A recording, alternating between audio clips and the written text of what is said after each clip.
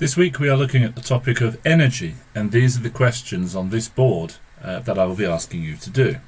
In the first question, 34.2, you'll be using this equation for kinetic energy.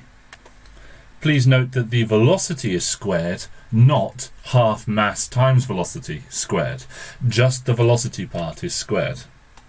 M is the mass, and V is the velocity or the speed. Because it's squared, it doesn't matter. In question 34.4, the equation you're going to be looking at is the equation for gravitational potential energy. Mass times gravitational field strength times height. In the second part of the question, you're asked to find how fast the object will hit the ground. And you'll know it's gravitational potential energy, which is what's stored when the mass is up high. That energy is transferred to the kinetic energy store so that when it hits the ground, or just before it hits the ground, all of that energy that was stored as gravitational potential energy is now in the kinetic energy store. And you can rearrange the kinetic energy equation to get V as the subject to find what the speed that the mass hits the ground is. The key principle here is the idea that you are equating the gravitational potential energy when the mass is high with the kinetic energy when the mass has fallen through that height h. In 37.8, you're going to be looking at elastic potential energy. And in the question, first of all, you'll need to calculate the spring constant of the spring. Now, you do that by rearranging this equation on the left, which is the equation for Hooke's law.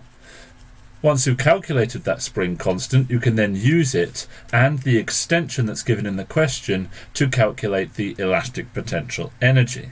Remember that the extension is squared and not the whole thing on the right-hand side. And just watch out for the units in this question. If you're given things in centimetres, extensions in centimetres, remember that you're going to want to have an extension in metres in order to get an energy in joules. So you will have to do some unit conversions. 33.8 brings together a few equations into one question, starting with our favourite speed equals distance over time. Remember from the first week, the mechanics week of this summer school, S is displacement or distance, S is not speed. So this is speed equals distance over time. You'll then need the equation power, which is energy transferred divided by the time it takes to transfer that energy, or the rate of transfer of energy, or the rate of doing work. Energy transferred is the same thing as work.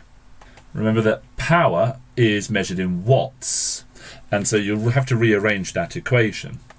Then you'll also need the equation work done or energy transferred. Here I've chosen to use a W, but you could equally use an E, is equal to force multiplied by the displacement or distance. Remember, S here is not speed, it's displacement or distance.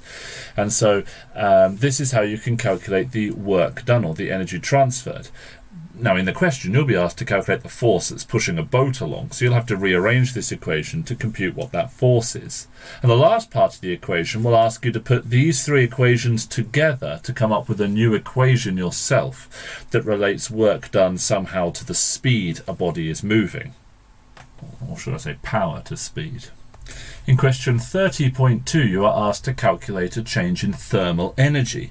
And there's a few different ways of writing this equation down, but I've chosen to write it down just like this to keep it a bit simple. This delta E is the change in thermal energy that you're asked to calculate. We've also got the mass of the substance that you are heating, something called the specific heat capacity, C, which would be given in joules per kilogram per degree Celsius if you're using kilograms for the mass and degrees Celsius for the temperature, and joules for the energy. And then the last term on this equation is delta theta, the Greek letter theta, and that's the change in temperature of the body. You'll have to know the temperature, the boiling point of water is 100 degrees Celsius as well. That won't be given, but it's implied in the question. Question 30.4 uses the same equation, it's the same idea, but now we're talking about ice instead of water. Question 31.9 uses the equation I've written here, which is the equation for specific latent heat.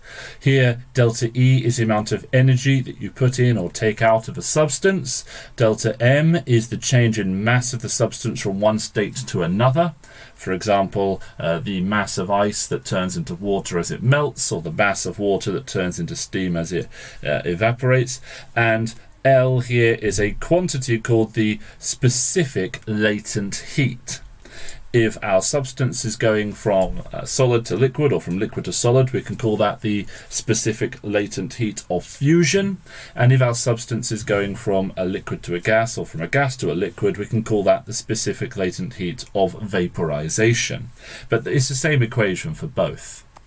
The only complicated thing in question 31.9 then is that you're not given the energy, you're given the power of a heater.